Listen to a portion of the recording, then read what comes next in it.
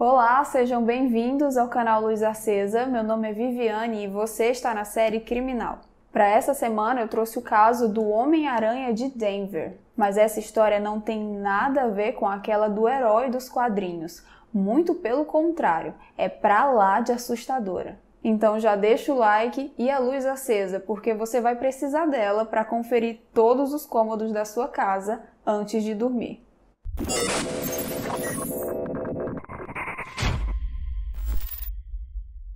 Em 1941, Philip Peters tinha 71 anos e era casado com Ellen Peters.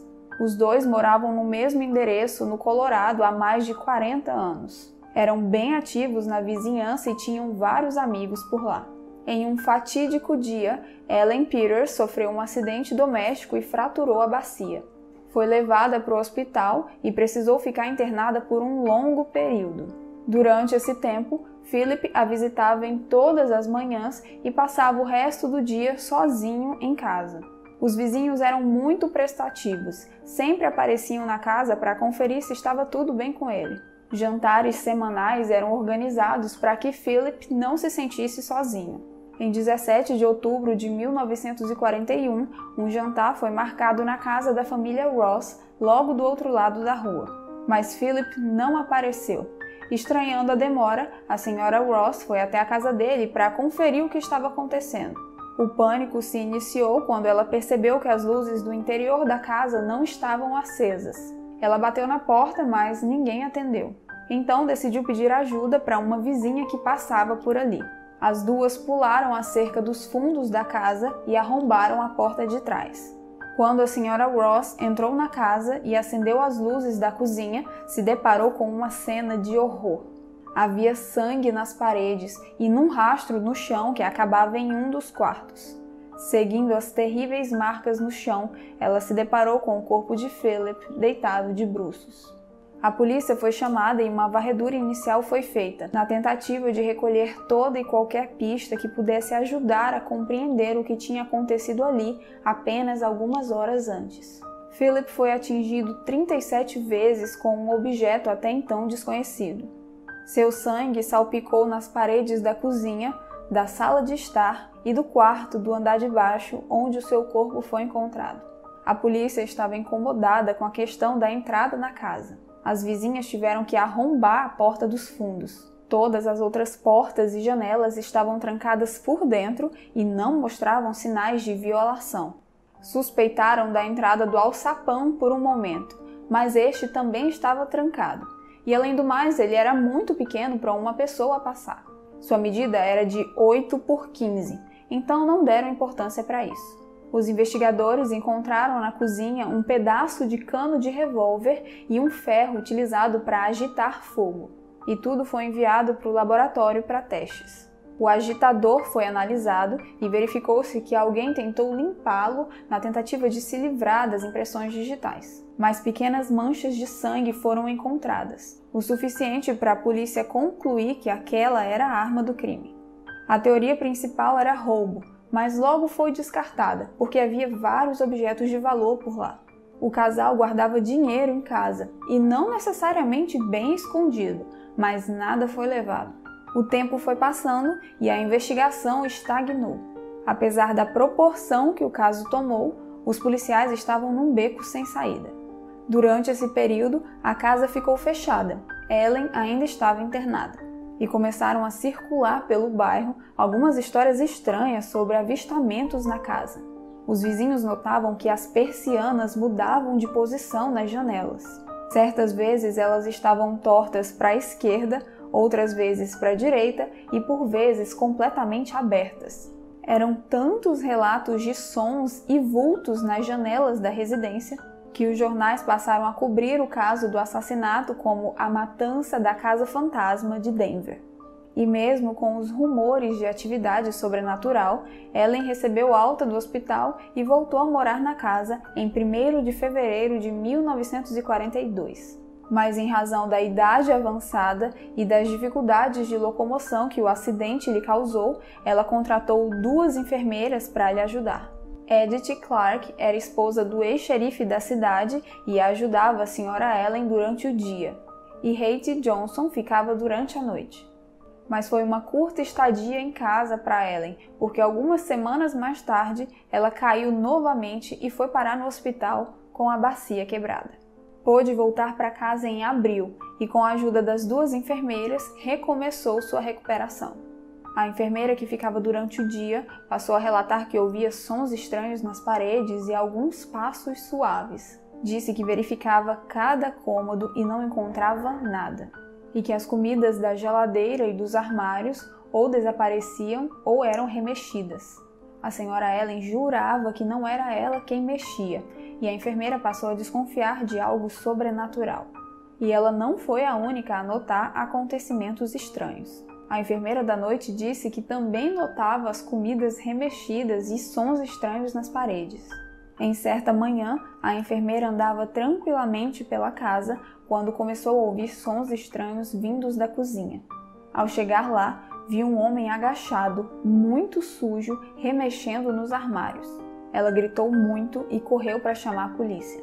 Os policiais fizeram uma busca completa na residência, mas não encontraram nada.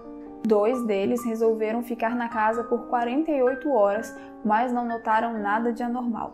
Mesmo assim, as 2 enfermeiras decidiram se demitir.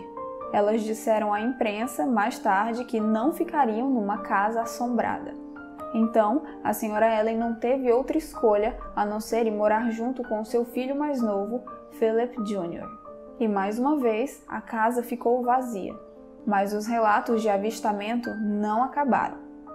A polícia foi chamada diversas vezes, chegaram a ficar 5 dias na porta da casa, mas nada aconteceu. O tédio foi maior e a vigilância foi cancelada.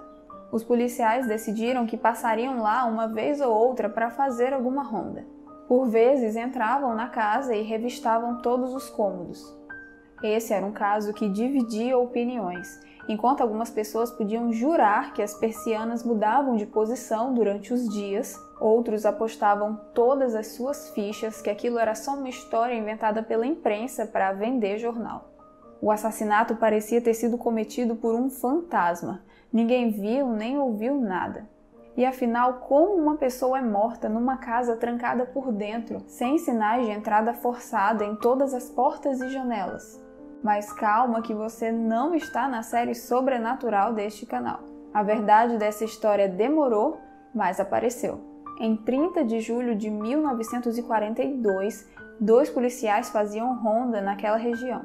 E como era de costume, estacionaram em frente à casa e entraram para fazer uma averiguação por todos os cômodos. Mas dessa vez eles não reclamaram de tédio. Logo que entraram, ouviram sons vindos do andar de cima. Correram até lá e o que viram foi suficiente para os congelar por um segundo. Era um par de pernas entrando rapidamente pelo buraco do alçapão. Era aquela mesma entrada pequena que tinham visto e ignorado quando o Philip foi assassinado. Estão lembrados? Mas dessa vez eles não pensaram 2 vezes. Agarraram e puxaram aquele par de pernas. Um homem magro, pálido e extremamente alto os encarou de volta. Ele segurava um revólver com um cano danificado, mas não apresentou qualquer resistência. Foi levado para a delegacia e, depois de comer muito, disse que seu nome era Theodore Edward Coneys. Contou os detalhes da sua vida e de como matou Philip Peters. Theodore nasceu em 2 de novembro de 1882 em Illinois, nos Estados Unidos. Seu pai morreu quando ele ainda era criança e sua mãe ficou devastada com isso. Anos mais tarde, Theodore foi diagnosticado com tuberculose e os médicos disseram que ele não chegaria ao seu 18º aniversário. Sendo assim, sua mãe o tirou da escola e o afastou dos amigos. Ela faleceu em 1907, deixando Theodore sozinho, doente e sem nenhum tostão. Mas pelo menos ele tinha sobrevivido ao seu 18º aniversário. Theodore conheceu Philip e Ellen Peters num clube de música. O casal notou a melancolia de Theodore em razão da morte da mãe e decidiu fazer amizade com ele. Jantaram juntos em diversas ocasiões. O casal até conseguiu um emprego para ele e sua vida mudou depois disso. Theodore foi trabalhar em outro estado e eles acabaram perdendo o contato. até que 30 anos depois, a vida de Theodore mudou para pior. Ele era um mendigo sem teto.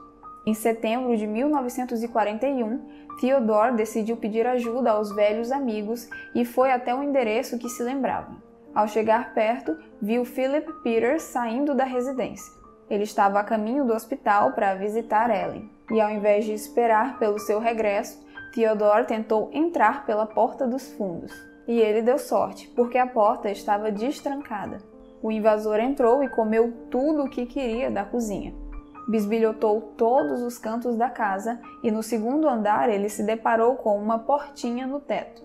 Theodore subiu, abriu o alçapão, passou pelo pequeno espaço e se instalou no pequeno e apertado sótão. Ali, ele se viu apertado, dividindo o espaço com as vigas e as teias de aranha. E pasmem, ele decidiu ficar ali. Durante várias semanas, ele viveu naquele pequeno espaço apertado do sótão e descia de lá todas as manhãs quando o Philip ia visitar a esposa no hospital. Mas essa rotina bizarra logo se tornou tediosa para ele. Em busca de alguma emoção, ele arriscou descer de lá enquanto Philip ainda estava na casa, que por ser um senhor de idade, não escutava muito bem e não percebia que Theodore o seguia por todos os cômodos da casa como se fosse uma sombra. Ele se escondia atrás de portas enquanto Philip passava só por diversão.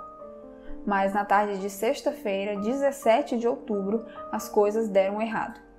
Pensando que Philip tinha saído para visitar sua esposa no hospital, Theodore desceu do seu esconderijo e foi até a cozinha fazer alguma refeição despreocupadamente. Philip, que estava dormindo, acordou com barulho.